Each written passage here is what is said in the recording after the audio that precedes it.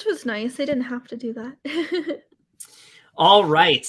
Here we are once again, guys. Welcome to the next episode of A Conversation with Kely. Finally here to review the last 2 weeks of Survivor 42. Lots to talk about here, Allie. It's been a very, very crazy last 2 weeks. Of course, as always, with me is my lovely and beautiful co-host, Allie. How are you doing today? I'm doing well. I just saw the movie Morbius with that's wonderful. Coworkers. It was interesting. But yeah, I had a pretty chill day though.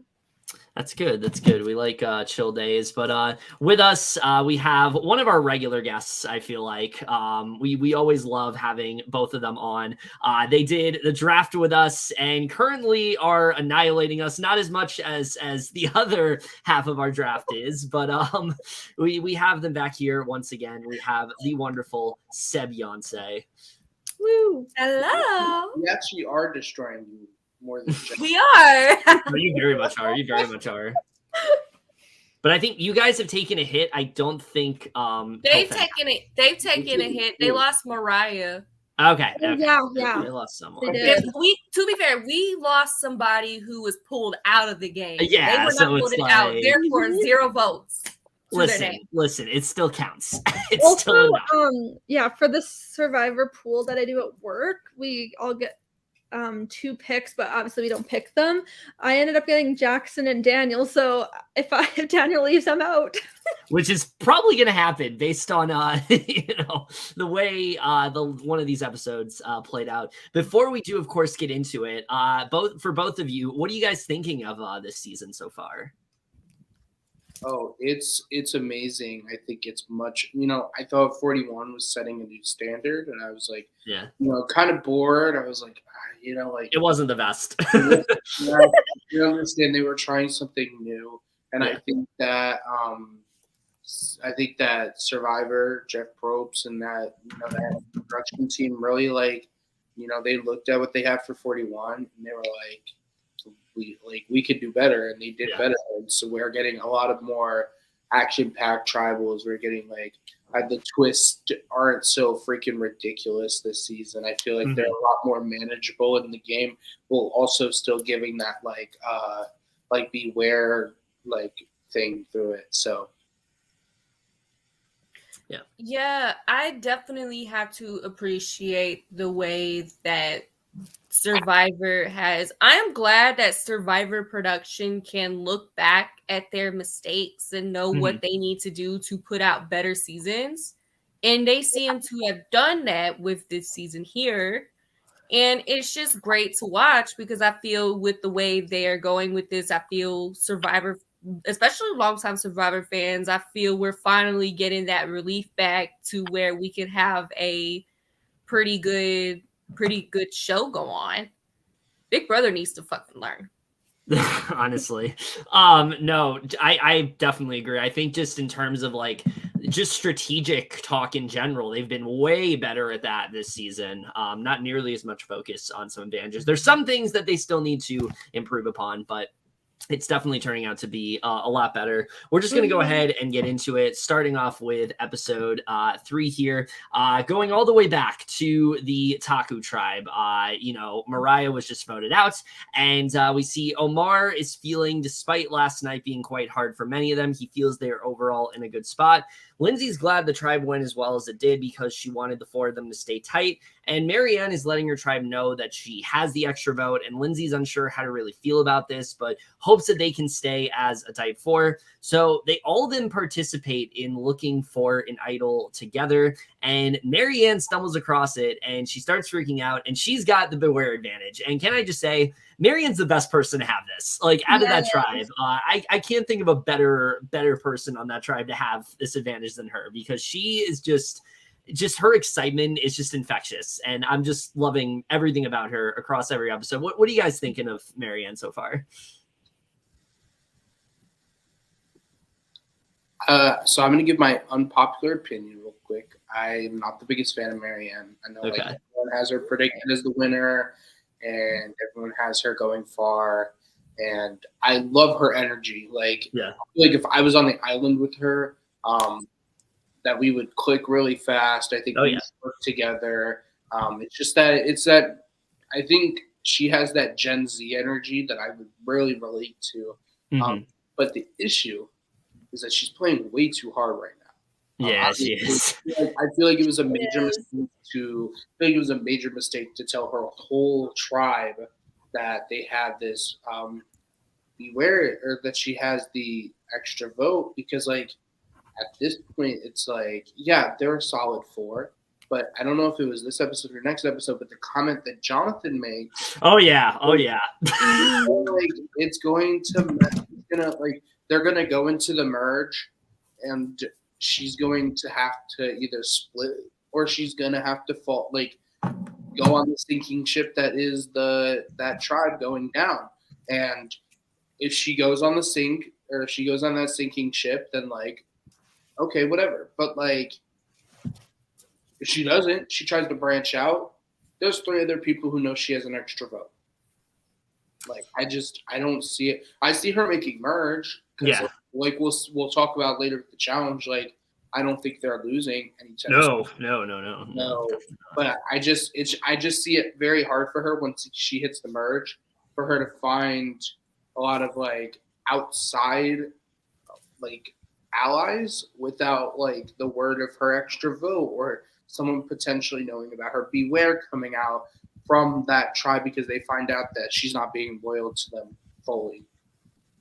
Yeah, I think, let's say hypothetically, like she didn't have any votes like cast against her prior, like this probably could have been a good way to like gain trust from her tribe, but knowing that like she's already like not in the greatest spot, probably could have handled that differently. Exactly. Yeah, she really just needs to like do some damage control and such. Yeah. I'm just like, why? My thing is that why the hell is she? She's telling people she has this extra vote and all this information when they literally discussed her name as a possible option to vote out, but they ended up going with Marya. But there was that chance if Marya got her way, literally Maryanne was gone. So that is not really smart to tell the tribe that, especially if you were already a potential target at that tribal council and you knew that you were. Yeah, definitely not the best thing to do. But going back to this beware advantage, she does take the risk and realizes how the advantage is going to work, and she feels like she got bait and switched here, and the rest of the tribe is kind of annoyed that she doesn't have a vote anymore. That's everything we get from Taku from now. Allie's going to go ahead and talk about Vati for a little bit. All right. The whole tribe jokes about how Daniel keeps losing his stuff all the time. And he's going to lose something else by the end of this episode, which is...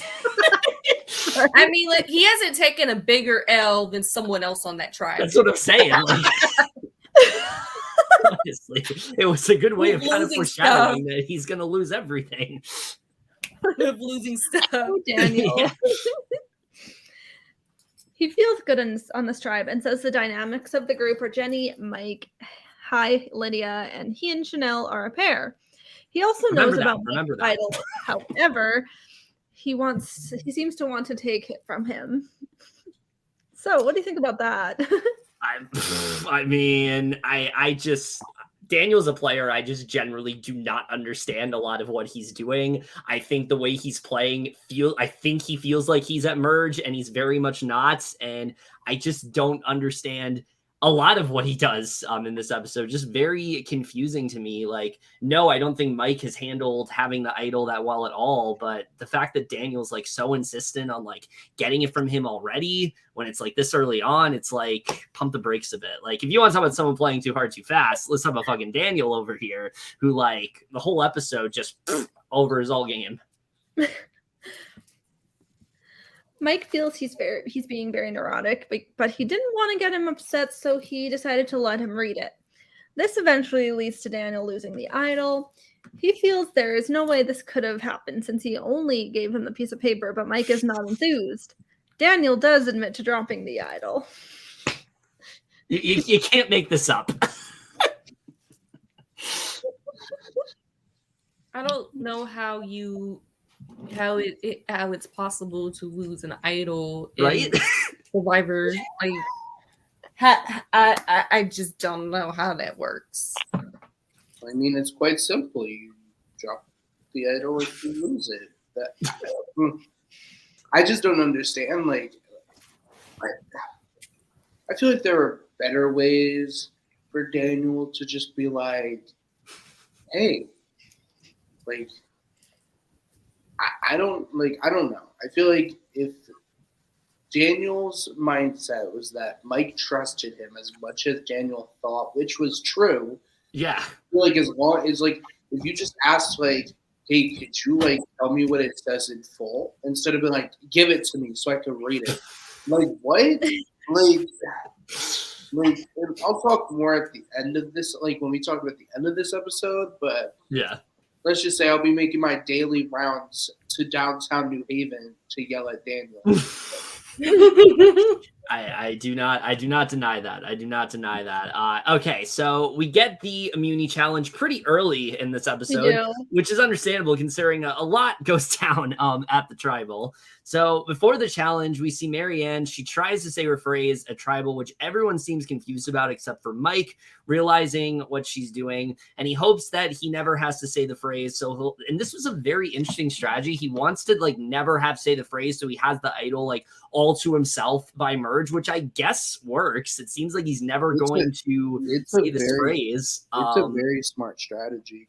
Yeah, like because I know with 41, the way that the idols worked was that they become null and void if no one says the phrases by merge. But these idols, they basically they activate once you hit merge. So like for someone like Mike, like if he just shut his mouth and didn't tell anyone, he just never says the phrase, he has an idol going into merge. But he also doesn't have his vote. So right, yeah, it's kind of like it's kind of like you know, there's two different ways to look at it, and I think it's just very different from what we saw last season, and I really like that. And it says a lot about how I think these players are just handling these twists a lot better than the group last season. I'm trying to wait, and with that idol, so basically there's 3 pieces and there's one on each tribe. And has anybody on the Ika tribe, I'm not sure, found it? No, I did not that we've seen, I don't think. I'm pretty sure that no one on that tribe has found the idol, which is funny because I feel like they're the messiest tribe.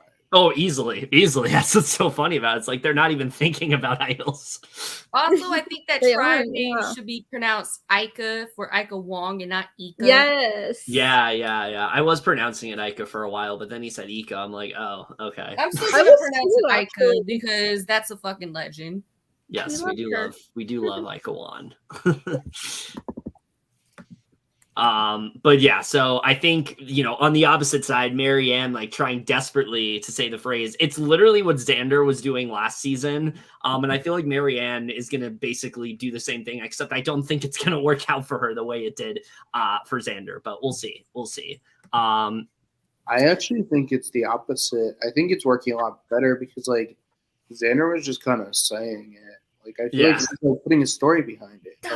Like, and I feel like with her, yeah, no, I agree. And I feel like with her quirky personality, it works because like the people on her tribe are just like, oh, LOL, like that's Maryanne, and the people on the other side, and they're like, that's Maryanne, like, oh, she's just the quirky girl. Like, yeah, they're not thinking much of it. They're not thinking much. They're just like, oh, Maryanne's gonna tell us about this story, whatever. Yeah. Whereas like I don't see like Xander ever talk about fucking dead relatives in their butterfly. So like I feel like I was trying to say, speaking of Maryanne, because of how crazy how infectious and crazy her energy is, didn't she made it on didn't the Grammys do a commercial with her on it or something? I think I heard something about that, yeah. Which is iconic if that's true. I'm just like, dang, like no, but that's actually as Zeb was saying, that's actually pretty. I can't see that working out because people just look at her. She's just saying stuff. Yeah, I didn't think about that, but her and being crazy, but in reality, it's a game thing. Yeah, if she can just continue to do that and she holds on to that idol, like I think she'll be in a pretty good spot, but we'll have to see how it works out for her. Like we'll see. Yeah, definitely. So Lydia and Hai then sit out for Vati, and Romeo sits out for Ika. And for this challenge, they all have to swim out and get everybody onto their ring while swimming against the current. They have to retrieve a ladder from underwater. They then have to use the ladder they find to grab sandbags and then have to throw the sandbags onto a disc. And in what's a really close challenge, we see Ika does win immunity, but also Taku wins. Well, really only Jonathan does, though, to be honest with you. Yeah. Like, can we talk about how Jonathan is like single-handedly carrying his tribe right now, like in terms of challenges? Like, no, like literally, like it's not like the past where like, oh, this person like this person single-handedly helped it. No, like he literally grabbed the ladder. He grabbed his tribe mates. He pulled them closer. He held the ladder. He made sure that they climbed the ladder correctly. He made every shot. Yeah, it's crazy. It's crazy. And we'll talk about in both episodes how just Jonathan is fucking beasting it at these challenges right now. And to be honest, I don't think this is going to work for him. Like, I do see him potentially being the merge boot because of this, because I think I don't see him being anything but merge. I feel like the merge boot's either going to be Tori or Jonathan. Yeah, I think so too. Actually, let's hope it's Tori in that situation. Then Jonathan. Well, yeah, definitely. But yeah, so they both win immunity, and Taku's also given the task to send 2 people to go on a journey. They select Chanelle for Vati, and Omar then volunteers himself. And we're going to talk about Vati a little bit and all the craziness that goes down at that trial. Right. So, Ellie, go ahead. Jenny is feeling scared, especially with Chanelle not being there to help them out and Mike not having a vote. She hopes she plays it safe. And at this point, like, you know, I was saying the week before this, Jenny is on the best spot in her tribe. That's not going to stay that way after this episode. Mm-mm. They expect for the journey to be the same thing Jenny went on. Jenny throws out Lydia's name early on and feels Danielle. I always say Danielle instead of Danielle, and feels Danielle and Chanelle will vote with her. Shout out to Danielle Cochran.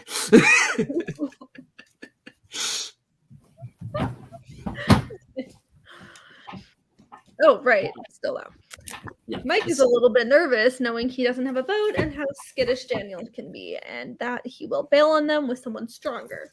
And I really thought they were setting up here for like Daniel's demise. Like, I thought that's what we were going to get, and we kind of do, just not in the way that like you would expect.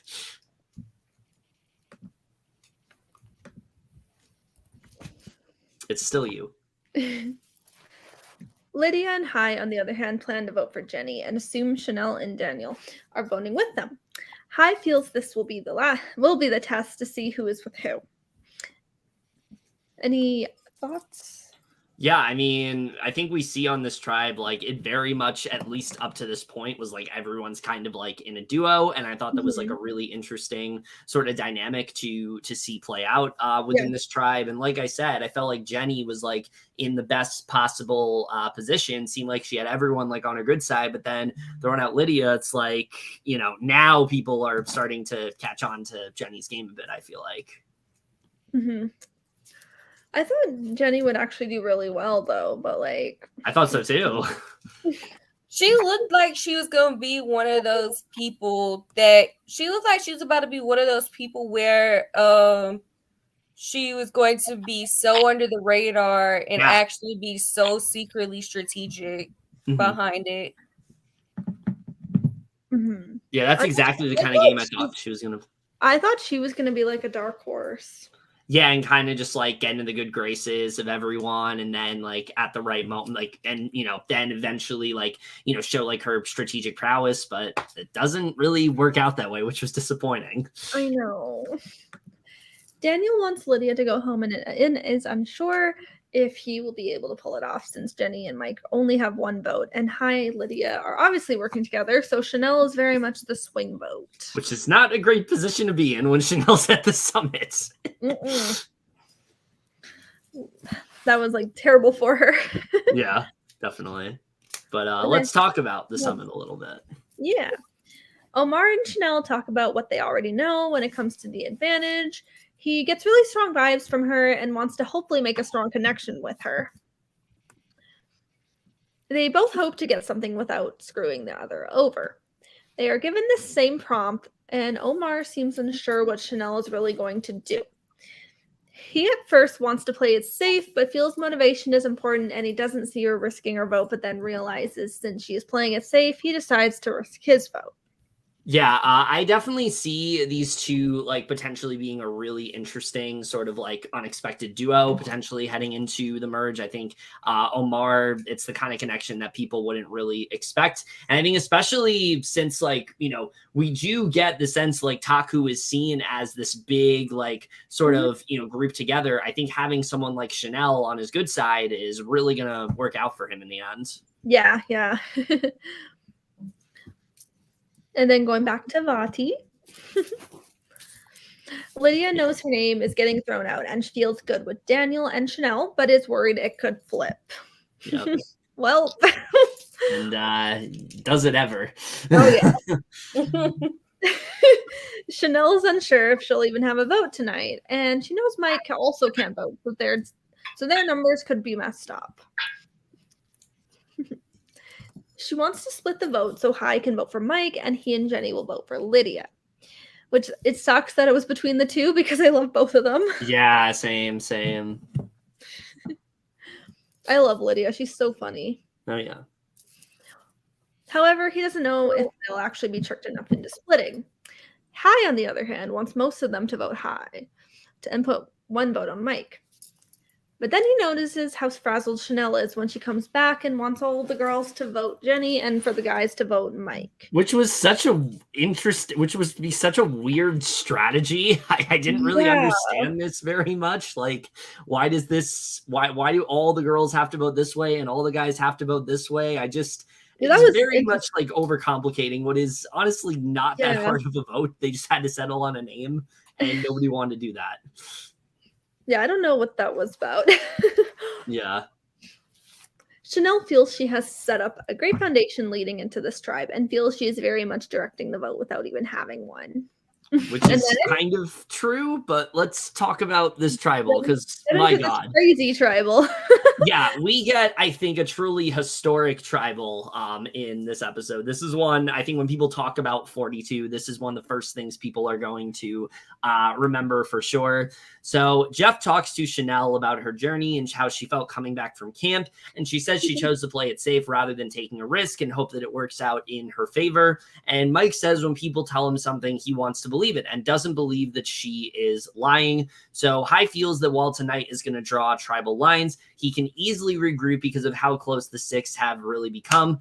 I don't know if they're going to stay that close after this tribal, but, you know, Daniel agrees, but then talks about how the reason he will lose the season is due to being in a constant state of paranoia. And he should just stop there, to be honest with you. Like, he could just stop there and he would have been fine. But that's not really what happens. He's running numbers and going nuts, and he can't win that way because he always has to trust his gut. But if he doesn't, he has to listen to the paranoia instead. Again, should have just stopped there. So Jeff asks Lydia if it's going to be hard for her to make a vote. And she says that while there is that excitement, there is the reality that it could potentially be her. And Jenny knows it could also be her and lets them know that the story she said was true, but has doubts when people didn't believe her. And we see Chanelle goes to vote. She's told that she lost her vote tonight, and the vote then happens. And at first it's a tie between Lydia and Jenny. And the second that this happened, I'm like, okay, this is going to be some crazy is going to happen here, because the revote happens and it's still a tie. And Hai is very confused as to like, where are the rest of the votes? And Jeff tells them that they have to then come to a unanimous decision for who's going to go home. He also lets them know that there were only 2 votes cast because 2 people couldn't vote, which of course are Mike and Chanelle. They fess up to it, but have no say in the decision since only Hai and Daniel can vote. So really just the 2 of them have to agree on a name. This is not as complicated as Daniel's making it seem. But immediately when he begins the discussion, he says he doesn't really want to draw rocks and he wants them to get a consensus on the first votes. Yeah. Oh yeah. Let's talk about this. Yeah. Hai clearly did see Chanelle whispering to Daniel, which is interesting. I don't know what that's gonna mean for him. I feel like Hai after this is probably in the best position when it comes I to think that. so thread. too. I can Yeah. honestly see him winning in the end. I very well could. I very well could. I think he's in a really good spot for sure. Oh, he is. Let me just rant real quick because I need to. Yeah. Yeah, go ahead. So let's go back a little. So they're at the summit, okay? Yeah. And Chanelle goes on and on. I need to protect my vote. I'm going to tribal. I need to protect my vote. I need to protect my vote. And then she gets there and she goes, I'm going to risk it. Because Omar was like, oh, I'm probably just going to protect my vote. And then he was like, wait a minute. Chanelle said she's going to protect her vote. So I'm going to risk my vote. So now Omar, if he ever goes to tribal before fucking merge, which is going to suck if he goes to merge and then finds out that the summit that he went to like 3 or 4 rounds ago is going to cause him to lose his vote at the first merge tribal, like, I would fucking cry. But, like, Chanelle goes on this long rant about she can't risk her vote. Then she risks her vote. And then she's like, she's wondering why, like, things aren't going in their way. I'm like, girly, you could have just kept your vote. Lydia would have gone. Yeah. I love Lydia. Like, but like, and then they swap. I didn't see the editing and everything because I didn't see like. I didn't notice that either. Which is. I mean, like, I don't think Daniel is lying. I do believe that Chanelle was saying Lydia, but I don't like. He didn't need to say that. Not at all. Also, like, low-key, production really didn't need to tell the 2 people who were not voting. Yeah. Because they could have just done what they did literally the last 2 votes. Not the tie and the revote. You could have just done, okay, everyone goes and does that. Production did not need to be like, Mike and Chanelle, you couldn't vote. Like, I just thought it was a little ridiculous and, like, yeah. Because, like, at the end of the day, like, they were negotiating. Like, right. Like Mike and Chanelle were still part of the conversation. Yeah. Like, okay, could you highlight that comment? The one that was this one, yeah. I thought it was funny when Chanelle and Mike have to they look at it for the revote and they're just like as if something will change, but they're like, oh really? I didn't know I had a vote. I just don't understand Daniel. Like, this is what I was talking about. I'm going downtown soon and I'm gonna yell out, Daniel Strunk, and see when he shows up and becomes a giant dummy. Like, I just don't understand. Like, you have allies and you're not in numbers anymore. So why would you throw your allies under the bus? Yeah, and I don't understand. Like, even if Chanelle did say, Lydia, don't go to Jenny, who's about to be voted out, by the way, and go, yeah, Chanelle told me to say Lydia. You're voting out an ally because you don't want to go to Rocks. Yeah. And then throw another ally under the bus, so you're stuck with who? Mike, the guy without a vote. And then we'll find out at the beginning of the next episode, Mike's not even going to trust him. So it's like, where does Daniel really go from here? It's like, I just don't understand it. Yeah, I agree. I think his best bet was to go to Rocks. Honestly, at that point. I think so too. I just didn't understand why Daniel didn't go to Rocks. He went so far for what? To look like a coward, throw all of his allies under the bus, and then lose another ally because he didn't want to go to Rocks. Yeah. He just really messed up. And I thought it was funny that Mike goes to Hai, Mike was like to Hai, he was like, why won't you consider flipping? Because y'all lied to me. Like, what? Like, they didn't lie. Like, they didn't lie to, like, Hai and Lydia didn't lie to Daniel and Chanelle. They still voted. They still voted Jenny. Like, they didn't lie.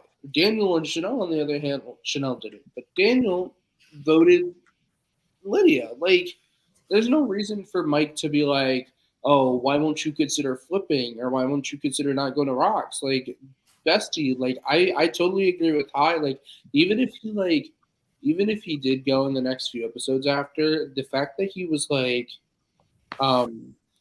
he like stood his ground and is playing one of the most out forward games that I've seen a Survivor play in a long time, which is beautiful. It's amazing. And with Mike not having a vote, they're back to numbers, or at least a tie. And we know how Daniel doesn't like going to rocks. So, and I agree. I think Daniel should have taken the role of the martyr. Just be like, Yeah. Oh yeah. like, well, I mean, like, technically Daniel did before he started throwing everyone under the bus. Yeah, I mean, in the beginning, he kind of was. Because he was like, Chanelle, who do you want out? And Chanelle was like, I'm not voting. Yeah. I don't need to give you a name. Because, like, I think it's fair that if production's going to make them say who couldn't vote, then they shouldn't have a real reason to participate. Yeah, it shouldn't really have a say. It shouldn't be their decision. And I fully agree with Chanelle being like, well, production told me I had to tell you I couldn't vote, so I'm not going to give you a name. So I feel like if Daniel just, like, kept pushing for the martyr, or I don't know, just Daniel being like, we're going rocks then. Let's do it. Yeah. Like, it would have fucked up. Like, if Daniel was that willing to throw Mike and Chanelle under the bus anyways, just go to rocks. Like, honestly. And then it's high, Daniel, and the two people, like it's High, Daniel, and the two people who don't have a vote that you probably are going to throw under the bus anyway. So, like, yeah, like the worst scenario in this is that High gets rocked out, which he was willing to stand for, and then Lydia goes the next round. But I'm super proud of High. Like, a lot of people, like Daniel, would have just cracked under the pressure and just been like, yeah, you're right. We don't need to go to rocks. It's exactly what I feel like a lot of newer players are thinking like Daniel. It's like, oh, it's only like round 4. Why do we need to go to rocks? But like for High, it's like, I'm glad that he's playing this very strategic game, but he's also being loyal. Like, he's like, listen, Lydia's my girl. Like, I'm not going to just vote her out because I don't want to go to rocks. Like, he's willing to take the risk for an ally to stay in the game. And after this, I mean, they're easily the most like solidified bond on the tribe. So exactly. Plus, like, now it's like, really is. And plus now it's like, if they lose again, like, does Chanelle jump with them? Do they cause another tie? Like, Mike, it doesn't matter what Mike does. He's getting voted out, or he's like, because Mike is very on the outs right now. Because like, I think that it really sucks because like Mike didn't do anything to be put on the outs, but because he can't trust Daniel and he has no vote, then he's literally on the outs.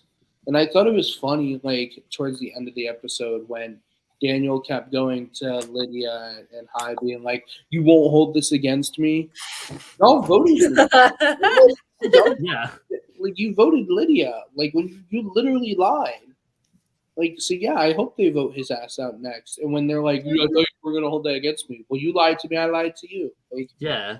And of course, Lydia's going to say that. Like, she knows if she says that, she could potentially go. So it's like, like, yeah, I'm going to hold that against you. Then they go to rocks. Yeah. Like, either way, Lydia's safe. Yeah. I literally don't. If they lose a challenge and go back to tribal, I literally do not see how Daniel walks out of there still in the game. Yeah, unless he magically like finds a way, but I don't see it happening. There's like 1 in a million chance. Unless High and Lydia truly don't hold it against him, and they vote out Mike, killing that idol in the process, and then hoping they could find it before the merge. Yeah. But I don't know. If Daniel's gonna stay messy like this, then like I don't see them trusting him whatsoever. But also, it's as easy as Daniel going to the tribe and being like, his idol will not expire if he makes merge. His idol will be fully active. Yeah. I think it's also important to note that first we forgot to say Jenny is voted out here. We did forget to mention that in the midst of all of this. 2, Jenny's speech at the end, like when she talks about everything, you know, she's really mad at Daniel, talking about how he was emphasizing too much in his relation with High. But High, she's like really proud of, saying like he's gonna be the one to like slit all their throats at the end and things like that. So again, I think High really does come out of this like the best out of everyone. Oh, he did really well on this. Like, Yeah. he's a really good speaker. Definitely. I think that this episode really shows High, and then like I feel like when the merge happens, there's someone who I'll extensively talk about next episode, who I think has a really the same like type of mind as High. And Yes. I think like obviously I feel like this merge will feel a lot more fluent than 41's did, because I felt like Oh please, the merge was so boring. I feel like at least with now we've had except for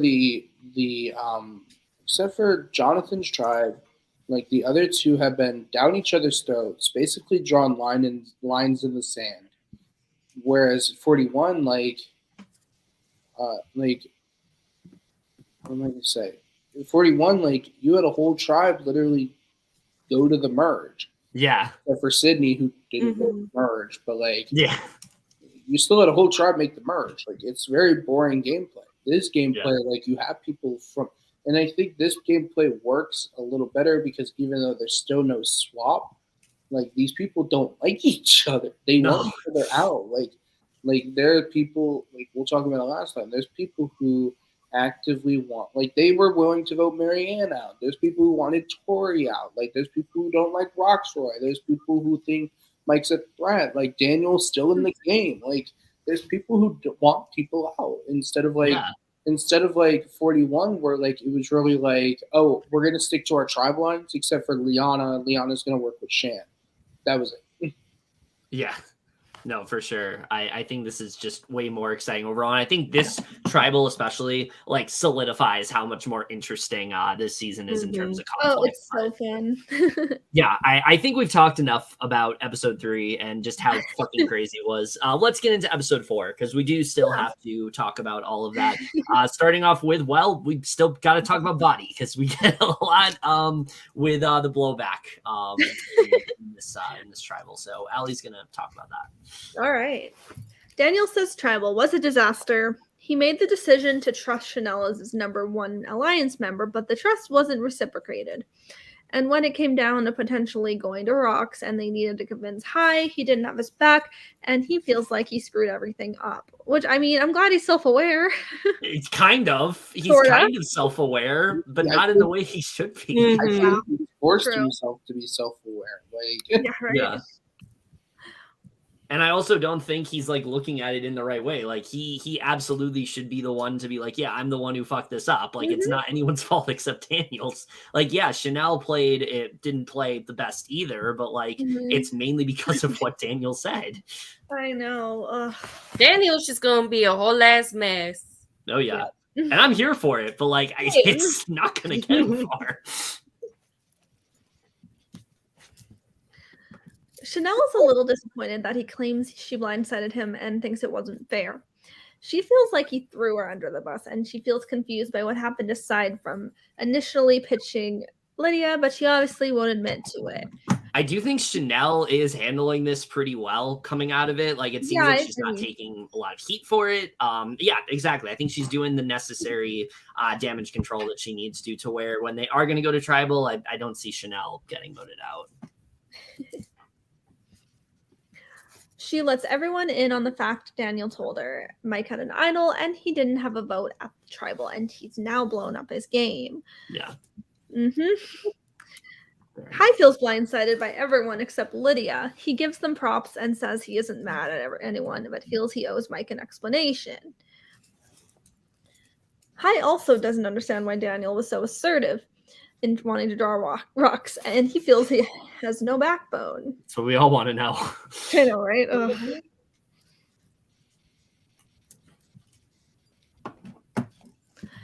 Okay, where am I? Oh.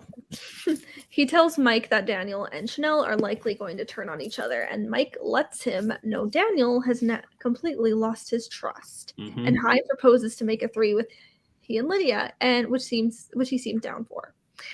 which is probably the best thing for Mike right now, considering he doesn't have a vote.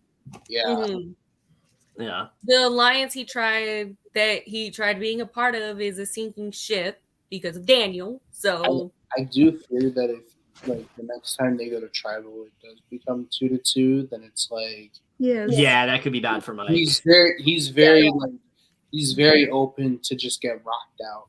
I'm like, Yeah. Which is weird because like I know like in normal seasons when I watch, I'm just not like thinking about rocks, but these people are maybe so paranoid like that they're gonna go. I'm just like, who's gonna get rocked out? Yeah. Who's at the most risk? Yeah. I feel like it's like bound to happen this season because everyone keeps talking about it. they're like, we're ready to get rocked out. Yeah. Mike confronts Daniel on what happened, and he lets him know Chanelle was his number one, and he wanted to be loyal to her. And he lied to him because he wasn't, and Mike feels lied to, especially because he kept telling him he was his closest ally. And Daniel feels he put his trust in the wrong person, and he doesn't understand how Chanelle is getting very little blowback from this, and he needs the game to turn because of how much in a world of hurt he is. He needs to like not focus on like Chanelle because that's not going to work out for him. Yeah. Oh yeah, no. He needs do to that damage control. He needs to worry about the people the person who he just tried to vote out and the person that is with that person. Yeah. Yeah, definitely. Priorities, not Chanelle, Daniel. All right, next is the reward challenge. Yes. Which is literally follows the exact format of last season because we got a reward challenge in episode 4, I remember. Yeah. So it's like we really are just trying to redo everything, which like cool, but like I just thought it was funny. For this challenge, 3 members of each tribe will be attached to a rope, and they each will have to work to untangle the rope and then use it to hook a sled filled with balls. Each tribe member will then be responsible for landing 1 ball in the basket, and only the first tribe will win the reward. If they win, they will receive 10 decent-sized freshly cut fish, and all they will have to do is clean and cook them. Yes. Chanelle sits out for Vati, and Rocksroy sits out for Ika. And in what is a clean sweep, Taku once again dominates this challenge and wins the reward. Jeff asks the tribe finding its core, and Jonathan talks about how unified they are and that they've been winning constantly. Tori because of you, like literally. I know. Tori says she sees the Taku tribe as indestructible and they have to figure out what they're doing right that the other tribes aren't. And I don't know, I'm laughing at the fact that the next note just says hi. Oh, it does? Yeah. Oh, that's funny. I guess I forgot what I was gonna write there. Like I like his name or like okay. Yes. It just says hi. I forgot what I was gonna write there. But no, again, Jonathan just beasting these challenges. Like we just, this is the problem. This is that's what I'm saying. Woo. I think Jonathan's put a big enough target on himself, especially after this episode, to where if they do go to tribal, like he could potentially get votes. Oh, yeah. But also would be bad for them because of how much he's like carrying them in challenges. Mm-hmm. Yeah, just for that reason, he's going to be targeted. Yeah, for sure. They would go from like winning everything to like literally being in the same position. Yeah, hardware in last season, where like they're going in with 2 people. Yeah. I don't see them going to tribal anytime soon, but we'll see. And then with the Taku tribe, everyone celebrates with the fish, and they are all shocked at how big they are. Yes. Lindsay feels they are obviously blowing out the other tribes, and it's because the other tribes aren't eating and being able to have that much in one sitting. Who knows when they'll get that again. Mm-hmm. Maryanne talks about how Jonathan claimed they were a strong 4, but feels he really put a target on them. And Omar agrees. He said way too much in terms of how tight they are. Yeah, which is like kind of backfiring for Jonathan because he made them seem a lot more unified. These people annoy me. Jonathan tells Lindsay he hates the fact that Tori called him Goliath, and he sees himself as a shield for everyone. And she says everyone is going to be way too hungry to get rid of him. Okay. Because he literally is Goliath. That's the thing. Seb is ranting real quick. Okay, so like I have two things. First, they were fully right to yell at him. What? Yes. Like, you have 4 people on your tribe. Hypothetically, say they go to stay in the tribe lines when they go to the merge, they're down in numbers. Why the hell would you say you're a tight 4? Yeah. Why? Like, even if you are, why would you say that? Yeah. And then also, like, in his pregame interviews, he's like, I want to be known as the guy who wins the most individual immunities and the survivor, and then gets mad when people call him out on it. Like, what? Just own your shit, yeah. Yeah. Like, he owns it in his confessionals, which obviously that's what you're supposed to do, but like, everyone knows he's winning the challenges. Look at last episode. He literally the only person, not the only tribe, the only person to finish the challenge. Like, the other tribes needed to be pulled out of the water. Like, it's annoying. But and then the Tori comment, which I'll add to on later. Yeah. Jonathan says when he was 3, his dad used to wake him up and do pull-ups, and he told him he and his brother were to run up a mountain and race, so he had this strength since he was little. And he knows what he can do for his tribe, and he wants them to see that his service is that he's using it for them and can be beneficial for everyone. Yeah, going to this right here, this was the most meathead, like, confessional of all time. Like, I'm sorry. He literally is doing such a poor job of hiding himself as a meathead. Yeah. Like, if that's his strategy, it's not fucking working. Yeah, it's so obvious. I think the issue is that he's not trying to hide it. In fact, he's like he's trying to play this super open game, but like the people he's working with don't want him to be. Yeah, no, I don't think it's gonna work for him at all. He's definitely going to be one of those people where he goes in the merge, thinks he's like in the best position, and then he just gets fucked right when like the merge starts. I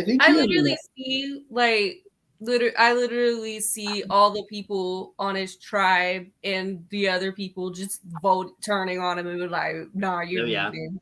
I think there's a little more self-awareness. I think he'll understand that he has a struggle to go through. I think if Tori didn't say that, he probably would have thought he would have been like fine. Yeah, but that's true. Now he's like, I think it's slowly sitting in, especially with his tribe yelling at him about his comments and the comments that were made. I think he will be fine to the merge because I think he'll be self-aware to the point where he has to rely on that sociability that he's been using towards like Omar and Maryanne and Lindsay. Using his social skills instead of just like comping out, because comping out is already going to be known for him, and the more comping out he does, is just going to be the minute he loses, he's out. It's going to be another show. Yeah, definitely. So we're now going to talk about everything with Eco, which this was very much their episode because of what ends up going down. But we see Romeo, he's able to build a fire for the tribe. So we know if he gets to, a fire making challenge, he's probably going to do okay. Romeo talks about how much Rocksroy wants to prove he can do everything better than them due to him being the oldest within the camp. And, we've seen this before. Like Rocksroy, I think, is viewing it as him like motivating everyone, him trying to be like that dad, that coach, but everyone else is just kind of viewing it as an annoyance, but it doesn't seem to be hurting him yet. I think when we get into the merge, it's going to become a problem. But yeah, so that's an ongoing thing that we see here. Tori talks to Swati, and she brings up how Drea's closest ally is Romeo, and she has an extra vote, so that would put both of them in the minority. And Swati's feeling like she is not in a powerful position on the tribe, and she wants to change that, so she has to put a plan together to vote out Drea, considering she has an extra vote and wants to try to pull Tori in as another vote to make it happen. And once again, I mean, I feel like Allie and I have bad game awareness this season because we've said that Swati was in the best position on this tribe. I thought she was going to do super well, and then until this episode. Well, yeah, because for me at least, the way they were like portraying it, it seemed like she was kind of playing like the middle, and that's she was, but She could've not in the won. way that you know. But Intel Tori did that. Yeah, we'll talk about what happens there, but not a great episode. Not a great episode for Swati, unfortunately. So she brings up to Tori how the two of them came up to her and said they have Rocksroy and wants to vote out Tori. And Tori says that she does trust Swati and she's her biggest ally, but what's hard is trying to deal with Rocksroy and how much he wants to be in control of everything. And she feels that he has narcissistic tendencies. And while sometimes the goal is to get out, she knows she can. If he's good with Drea, they're going to need him. And I have to say, look, I've talked a lot of shit about Tori, a lot of shit about how I don't like her personality. I think that she is very petty. I don't like the way that she's playing the game. I thought she played pretty good in this episode. Like, I totally agree with that, because as much as I don't like Tori as a person, she has bumped up my power rankings extremely. Yeah. Like, I think that Tori is playing a really good game, and she's becoming that like Denise character now, where she's using her therapy to get further. Obviously, like, I know the whole like there was like a bunch of like crap about her like what was it like self-diagnosing Rocksroy with the narcissism, whichever. Yeah. Oh, I saw that on Twitter and was like, what? My opinion is like she didn't say he had narcissism. Said she was narcissistic. Yeah. He can have narcissistic tendencies. And I really hate that I'm going right now out of my way to defend Tori, but that she was calling him narcissistic, not narcissism. Like, that's but like literally, like, I think that Tori did what she had to do. Tori knew that she was in full hand. She was like hand in hand with Swati about going after Drea, and made it perfectly clear at Tribal that she had nothing to do with it, and it worked. Yeah, that's the thing. Like, I can definitely say a lot of mean things about Tori, but I cannot say that she played this round wrong, because I think she played it in the way that she needed to overall. So basically, she talks to him about Drea's extra vote and says that she's telling him all of this because she wants to work with him and she wouldn't see it coming if he teamed up with her and Swati. So he's unsure why she wants to go after Drea, knows it won't happen because of how little he trusts Tori, and he lets Drea in on what she said. And Drea talks about how she wanted to play with Tori and even potentially form a girls' alliance, which would have been interesting if that happened. But hearing she told Rocksroy about the extra vote, it changes everything. And after this, it's pretty clear they all need to vote out Tori if she continues to throw them all under the bus like this. And it seemed at this point like Tori is literally playing like a snake and a rat. Oh yeah. It seemed at this point that Tori's chances were done. Also, we love Jazzy. We do love Jazzy. Yes, we do. Yes, definitely. Yeah, I do want to go ahead and talk about this. This was I think definitely what hurt Swati the most was her doing that. I would have been like here for a girls' alliance if they actually trusted each other. Well, here's what I'm gonna say. I don't understand where Swati's coming from. I think Swati is. I feel like this is a younger cast, and I feel like there are people who I think that, like I mentioned with Maryanne, but at least she's being a lot more like controlling with her big movitis and she's incorporating it to her personality. She's able to say these idle phrases, and people are just like, "That's Maryanne." Like, Swati was insecure in the beginning of the episode about her position in the tribe, so she tried to vote out someone who had a lot more power than her. Yeah. And try to recruit anyone she could. And like we even see through the flashbacks later in the episode of like her literally telling everyone that they're number one except for Rocksroy. Yeah. Which was weird because like we'll get to it later, but like Rocksroy is the only person that keeps Swati, even though he's the only person that she didn't offer a final to. Yeah. Yeah, it's very, very interesting gameplay all around. But we're going to talk about the immunity challenge now.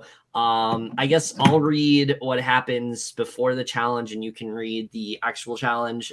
So Maryanne once again tries to enact her phrase here, and also once again hears nothing, and she's shocked that she's the only one who found an idol and is annoyed she doesn't have a vote because of others not looking for an idol. Of course, the thing about that is that she's not the only one that found an idol. She's the only one that's saying the phrase, which I think is really funny. So, yeah. For this challenge, they will all have to dive in and pull the boat carrying 2 other tribe members to a tall tower. The tribe members will then leap off the tower, grab a key, and then race to the finish where they will use that key to unlock puzzle pieces, and the first 2 to finish will win immunity. Once again, Taku crushes this challenge. What a surprise. With Swati also winning immunity. Yeah, I'm so surprised that Taku won this challenge, especially because they got so little content in this episode. Yeah, let's go ahead and keep talking about Ika here. So Tori talks about how she really wanted to play UTR coming in, which I don't know about that with the way that she's been playing. Didn't expect to have her name come up both times. She plans to not play her shot in the dark tonight to hopefully secure her safety within the tribe, and Rocksroy feels that their tribe is a complete disaster, but tribal should be very simple tonight with Tori being the obvious threat. I don't know about that, yeah, so Romeo talks to her and says that he heard about the 3 she wanted to make with Swati and Rocksroy, and she says all this was happening when Swati told her that the 4 of them had something going on, completely throws Swati under the bus here, that she was the one in the outs and that she wanted to be close with him, and we can see that Romeo is very annoyed that Swati told her about this and unsure why she did that. And Seb, I know you wanted to talk a little bit about Romeo and whatnot, so you can go ahead. My man. My winner pick. I think Romeo is just a very smart player. Oh, yeah. He's not as bold as High, because High is bold. But I think Romeo works with it. I think Romeo knows his position on the tribe extremely well. He's not at the top. He's not at the bottom. He's not participating in the drama with Drea and Tori and Swati and even Rocksroy. Like, Romeo is sitting high. Romeo knows that he has an ally in Drea. Romeo knows he doesn't have an ally in Tori. Romeo knows Rocksroy will. He didn't need Swati in the game, and so Swati left. I'm not saying he fully masterminds Swati's demise, but he knew that there was no purpose for Swati in the game. He knows he has a target now in Tori. He knows that he has an ally and a number 2 or a final 2 per se. With Drea, he knows that Rocksroy will work closely with either Tori or with them. So it's just a matter of which one. I really hope that because Swati left, we're not put in another position like High's tribe. We're just gonna go to Rocks. But I love Romeo, and I think Romeo and High would work well. I think I feel like it's weird because when I'm in, so my obviously. I mentioned on the draft podcast, my winner pick was Jackson. Unfortunately, Jackson was removed first, and I had to scramble to find a new pick. And it's so funny that Romeo is my winner pick because I truly felt that Romeo was getting 3rd boot or 2nd boot when we were going over the cast originally because he gave me very outgoing vibes, and I felt like the older people were just going to get annoyed at him. But he's doing really well at being strategic, being social, and holding out his own in the survival aspect. So that's all. That's all I needed to say. Yeah, no, I think Romeo definitely is in a really, really good spot, especially after this episode. So basically, he talks to Drea and brings up how she is playing both sides and that she claimed that he was her number 1, but Drea says that she has said the same thing to her and that she's very dangerous and is trying to split them up. This is where we get the montage of Swati basically telling everyone that she's their number 1. Ali, you can go ahead and read the next several notes. All right, what part am I at there? Where it says Drea finds this one more threatening. Drea finds this way more threatening, especially to how good of a social game she already has. They feel Swati is the source of Tori's paranoia around Drea, and she feels that Romeo and Drea want to work with her, to get out Swati. And if this is what she has to do to stay in the game, she'll do it. Which again, I'm honestly glad that Tori just said, you know what, fuck it. I'll give her to Swati. Swati's not good for my game. I think that Tori definitely had better awareness than I thought, and I will definitely give her that. Yeah. I'm glad that she has this like anyone but mentality, because yeah, I mentioned it in Survivor, I mentioned it in Big Brother, I mentioned it in The Circle, I mentioned it in Words. When you have this anyone but me mentality, it sucks because, you know, obviously, like, you have to cut people you're close with. Mm-hmm. But I've always seen that the people who successfully play the anyone but me card make it far or end up winning the game. Unfortunately, I don't want Tori to win, so I'm not. But she does. She has that, like, oh, well, like, they're voting Swati? I'll vote Swati. Like, she was like, do I like Swati? Yeah, but I'm going to vote Swati out because I know it's not good for me. I know, I know if I don't vote Swati, I'm just next. Yeah. Which she still might be, but we'll see. Swati is feeling worried that Tori let out that she was trying to blindside Drea. She goes to Drea and brings up how Tori was trying to blindside her, and she's not sure what could have caused her to flip, and lets her know she wouldn't have flipped on her with Tori. She was the first person that she wanted to work with, and she hopes she has her vote tonight. So again, I mean, Swati is basically doing the same thing Tori did, except what Tori said is factually true, whereas what Swati said is not. Yeah. Drea feels conflicted because her gut has always been wary about Tori, but doesn't know if she can trust Swati either, which is understandable. Yeah, definitely. Rocksroy wants to stick to voting for Tori, and Drea feels if she makes the wrong decision, this could ruin her entire game. Yeah, so there was a lot heading into this tribal. I generally didn't know how this was going to really play out, but getting into the tribal, we see Drea says she doesn't feel like their tribe has become one yet, and many are unsure if it actually is a team, which again, that's what Jonathan should have said. It's like, stemming back to that. This is a much better way to look at your tribe. But Tori agrees that the vibe is off, and she's hoping tonight's vote can wield out whatever tension is going on and bring them back together. And Swati brings up how she felt someone was trying to make a big move and that they thought others were willing and instead got caught, and she now feels it's about pinning the blame on someone else, which she doesn't want to do, and lets them know she didn't blindside Drea. Tori claims that she's just projecting, and Swati brings up how hard she worked to keep Tori in because she wanted to build trust with everyone. And then Drea brings up how she's the main person trying to keep everyone together, yet her name is always being thrown out, which is something to consider. Drea's name has been thrown out like almost every single round, and she has yet to actually get a vote. Like, that's very interesting the way that's played out. I think it says a lot about how good Drea is with everyone. How I think compared to like a Swati or a Tori, she's really able to like get herself out of that to where people don't even consider voting for her. Yeah, for sure. So Swati tells everyone she isn't an agent of chaos and that Tori is the one making this move, and she's just doing what she said she was going to do, which she's not wrong. She's definitely not wrong with that. But Romeo can sense that she wants Tori out and that they just need to choose the target together to move forward in a peaceful way. And Tori is adamant about the fact none of what Swati is saying is true, and she's only doing this to really like save herself. And Rocksroy talks about how proud he is of Swati because of how much she sold the fact that she was very shy and feels it's very difficult to come out of her shell, and her personality is blooming. And she brings up how much she struggled with this and how she feels accepted by everyone. And regardless of how long her experience is, she will be processing it for years.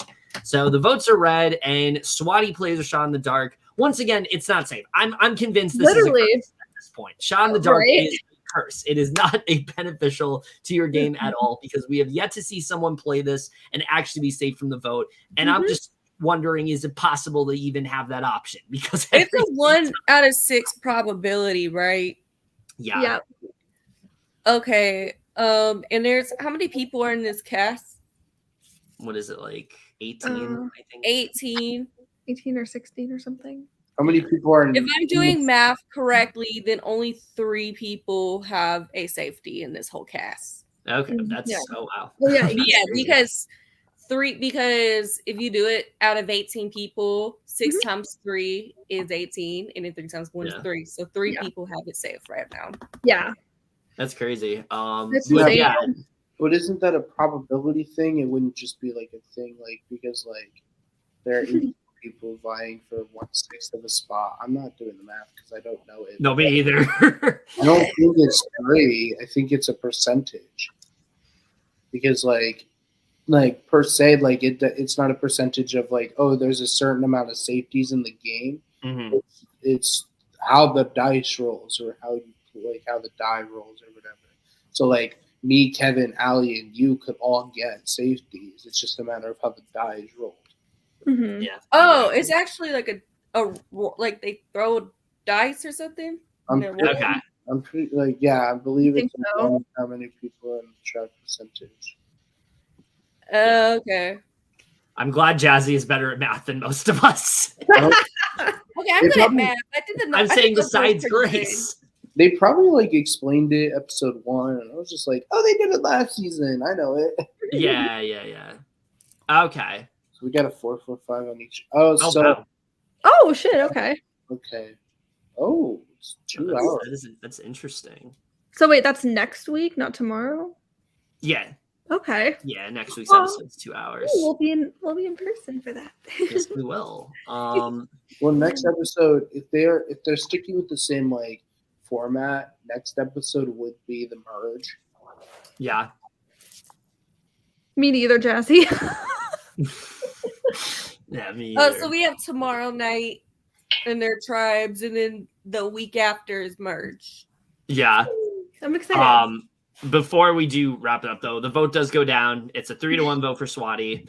And Swati brings up how if she had gotten the chance to play more, she would have done really well, but she didn't quit and feels that she could be like Boston Rob, which shout out to him because our names are Right. they are for a reason. I don't remember how that started, but that's what we did. I think I saw something where I think the day she was born, that's when like the 4th episode of Boston Rob's first season aired. Oh, wow. Oh my god. That's Because crazy. she was born in 2002. Yeah, she's I think she's like one of the youngest players to ever play Survivor. She might is be the youngest player to play Survivor. I think she's one of the. I think she's. Yeah, because last season, The only 2000s last season were Liana, Xander, Liana, and Xander. Katie. Yeah. Yeah. Interesting. Okay. and Yeah. I'm pretty sure Swati's the first person to be born after the season after the show had started. Yeah. Iconic. Swati, I think definitely should come back at some point because I think she definitely has a lot of potential. I think just the fact that I can see her kind of being like maybe a Kelly Wentworth too, like making it really far. Well, here's my thing. So like for 41, I felt like there's only like 2 or 3 people I would ever like have back. Like or at least the show would like bring back it. Which would be like at least from the pre-jury, and that would be Voce, JD, Jeannie. Yeah. Whereas like this cast, I feel like it's just second chance. It could be anyone. It could literally be anyone.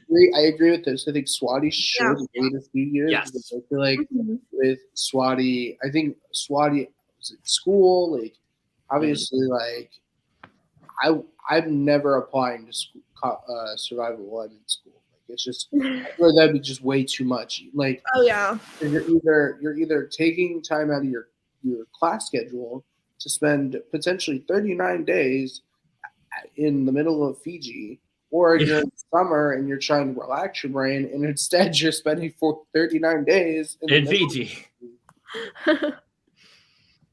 Yeah, literally. I'm just like, I thought about like, should I apply to one of these shows? But then again, I have fucked up so badly in my college career that I absolutely cannot do that until I am at least until I'm graduated and don't have to worry about getting my GPA up or anything like I have to right now.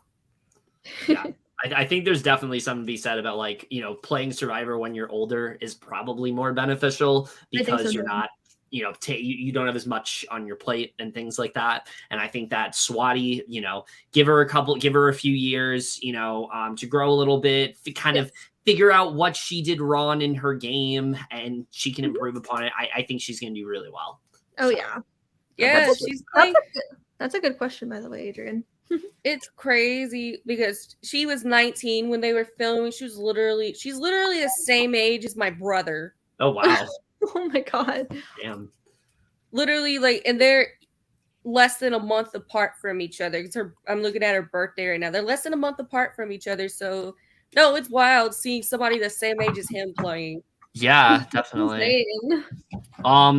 Getting to your question, Adrian, if I had to say, I think for Ika,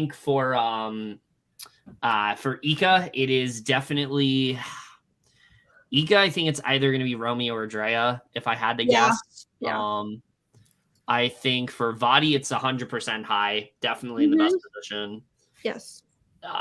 Taku's a bit hard to tell. I really couldn't say. I think that there's some possibilities, but I'm not really sure who would be on Taku. What do you guys think?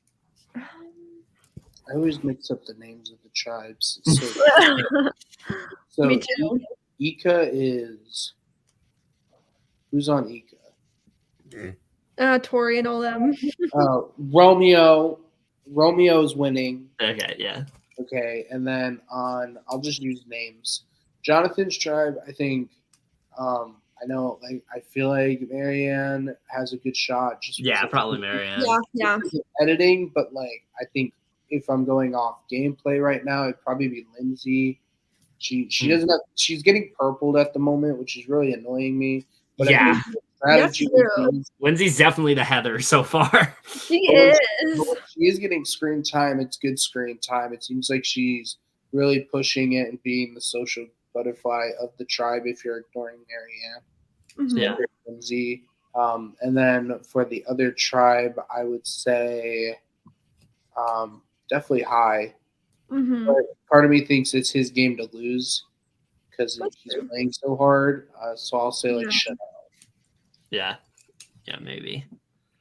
I want to do. Yeah, that would make sense. That would make sense. I would love to do a joke answer to that question for the Taku tribe, Jonathan, the Vati tribe, Daniel, and in the Ika tribe, Tori. Oh my god! Honestly, I would say. I mean, this season's so cracked. That'd be so funny if that happens. Right now, I say Drea, Maryanne, and High. I think that's Yeah, I would agree with this. There's no one who's like Heather, where it's like literally has not gotten like a scene on the show. Like everyone's got it. Lindsay, that's true. Yeah. Lindsay has she gets the dirt off the ground when it comes to confessionals. Yeah. Honestly, Lindsay was the only other person besides Tori I didn't love preseason, but I mean she's not that bad. Yeah, I don't mind her. The answer to this, 100% Jonathan. 100% Jonathan. That's definitely happening because Jonathan's gonna win that that challenge, and then he's gonna be great, and yeah. Sorry. Kind of going back. Go ahead. Sorry, kind of going back to the winner pick thing. I actually agree with y'all's things. High and Romeo, they're playing correctly. Oh yeah. And Maryanne, you know what I see with Maryanne, and this has tended to kind of happen to me whenever I get lucky when I play orgs. For those who do know me, I have a very similar personality to the way Maryanne is. They're I was gonna say that. Loud, crazy, doesn't give a fuck. Yeah. And sometimes and this happened to me in surviving, especially when I played surviving. People did not take me seriously as a player because of my personality and because of who my reputation was, and because they did not do that, that was a thing that caused me to go far in that game. Yeah. And I kind of feel they could do that to Maryanne, where they just don't take her seriously. I think so She's a too, lot and not more see her as a capable threat. than Yeah, people think she is, because they're gonna like, oh, she's too crazy. Like, she's obviously not, doesn't have these layers to her that she actually does. yeah, and I think that's definitely gonna work out in her favor, because at least to me, like, I don't see her name being thrown out the way it was if they were to go to tribal again. I think it's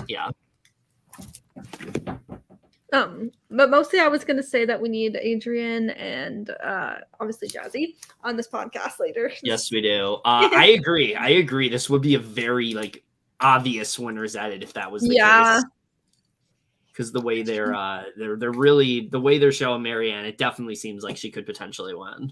I think the only person who would like even come close to like a visible edit would be like Boston Rob and Redemption Island, because like his president was so strong. But I feel like there were still people who like challenged him still, like that could have gotten to the end, like Andrea and Wyatt. Well, that's his stage name now. What was his name? His name is Matt. But I think like I agree. This would be an extremely visible edit, especially if what Grace was saying did happen during the what was it that they did the Survivor trailer? Oh, they had a Maryanne trailer, a Maryanne centric trailer. Yeah, but what Maryanne trailer for like when they were advertising when the Grammys was advertising. Grammys, yes, if that was true, then like, and they're like legitimately making a full Survivor trailer out of Maryanne, that would just be like the visibility of her win would be so much better, and I think it would show that I don't want to even say it's a good thing, because it probably isn't, because it's so obvious that Maryanne's going to win. Then why would you want to finish the season? But also, I guess that means they're doing a lot better with editing the winner in the newer. They didn't do great last season. No, because obviously, like, it wasn't until like, because like people saw Erica's game, but it wasn't until like the final seven. It wasn't until Shan left that we truly like saw her edit. Yep. Yeah. Oh, yeah, that's true. Interesting. I cannot comment on this question, but if you guys want to answer that, I can't either. I haven't seen that season in a while, but it's good. Yes, I've seen so many people compare the season to Gabon, where there's a lot of people who don't really know what they're doing gameplay wise. They're kind of just there, but they're so messy, it's so entertaining. Because Gabon, you've gotten such great characters like Randy, who's like one of the most notorious villains of Survivor. You have Sugar, you have Bob Crawley, the guy who won, you have Penny, you have Crystal, all these people who like weren't the best players, but like they were entertaining as hell. Like it was so good. Like Kenny is someone who like is so smart and like was able to manipulate a lot of people because the cast was so dumb. And he is someone that I've just been waiting for them to call back. Like waiting. Like him, when they had Sugar back for Heroes vs. Villains, they have Randy back for Heroes vs. Villains. I don't think they'll ever have Bob back because he's like 70-something now. Yeah. Like, but I totally agree with that statement. Yeah. Other than that, I think that pretty much does wrap it up for this. It's gonna be very interesting to see. It's gonna be very interesting to see how the rest of the season does play out. Before we do close things out, though, I'm gonna let both of you guys get a chance to plug your stuff, do your outro, whatever you want to do. Starting off with Georgia Grace. Georgia Grace. Okay, bitches.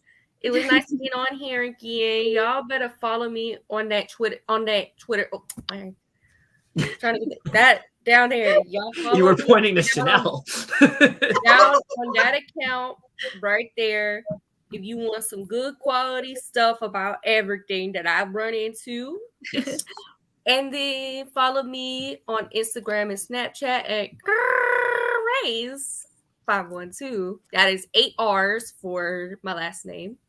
And yeah, that's what I got for y'all. But yeah, I'm gonna keep on watching this season. I don't even know what there's more to say. But yeah, that's all I got. All right, CT Seb, not CTC, CT Seb. Go ahead.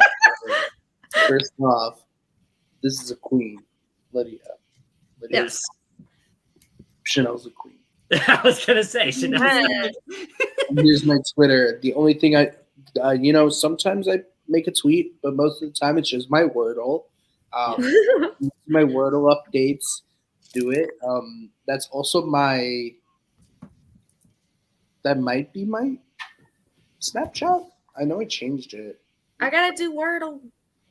I haven't done Wordle in weeks. My Snapchat is Seb O Cordero. And if you want my Cash App, it's this. If you want my Venmo, it's Seb_Cordero-810. If you want my Instagram, I'm pretty sure it's also this. So Yes. Yes, and if you want my Snapchat, I just made Seb my streaks photo because I didn't do one. So anyway, this was always a lot of fun. Great to have both of you guys on here. Yes, we do. Yes, we do. So good. All right. Other than that, guys, that's it for the much delayed Survivor podcast. We will be back tomorrow, right, Allie? We will be back tomorrow. We're gonna do it live, and yes, we're gonna. I will be here. Yes, and we're also gonna have our friend Devin join us as well. Yes, always enjoy having Devin on. But that's it for this video. Hope you guys enjoyed it. As always, comment down below. Let us know what you guys are thinking of Survivor right now. We will see you guys in our next video, and we will see you guys for that. Okay, bye. Have a good night.